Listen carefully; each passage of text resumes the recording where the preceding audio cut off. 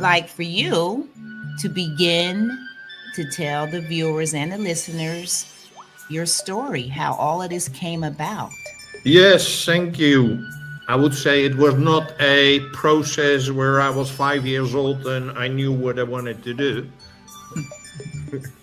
Uh, well, there are a few people out there in the world who know that when they're 5 years old, they want to be a doctor or a fireman or whatever. Most of my life, I had no clue. But still, I had the feeling, in hindsight, that everything what I've experienced, everything what I've done, builds up to what I'm doing now.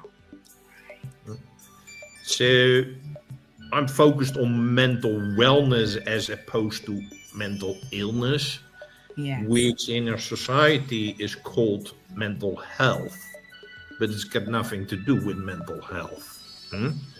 Just as we call it healthcare system, is basically a sick care system. It's not a healthcare system. It doesn't focus on health. You cannot go to your doctor or hospital and say, what diet should I follow? What should I do to keep my longevity? Yeah. If you ask those questions, they will look at you like, you're totally wrong here. Yeah.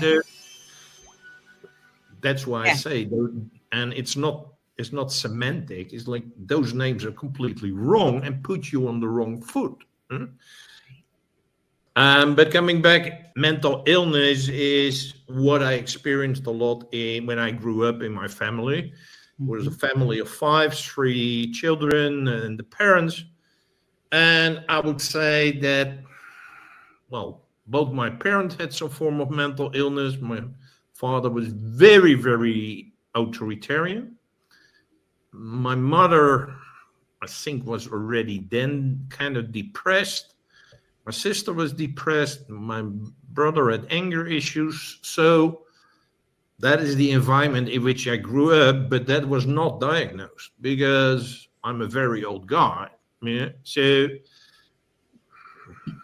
nobody talked about mental health care, whatever, not even labeling it like that, whatever. So it was just like, well, I had to deal with it. Right. Which was very, very challenging. So that's my upbringing. Fast forward, well, at least the thing what I developed out of that, which is, I could say, a common denominator throughout my work, is coaching. Because coaching, if you have scale, a spectrum of where coaching is, that on one hand you get like dictatorial, authoritarian way of dealing with people, and coaching is at the other end. Right.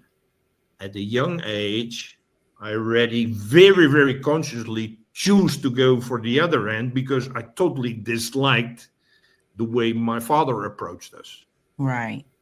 Right.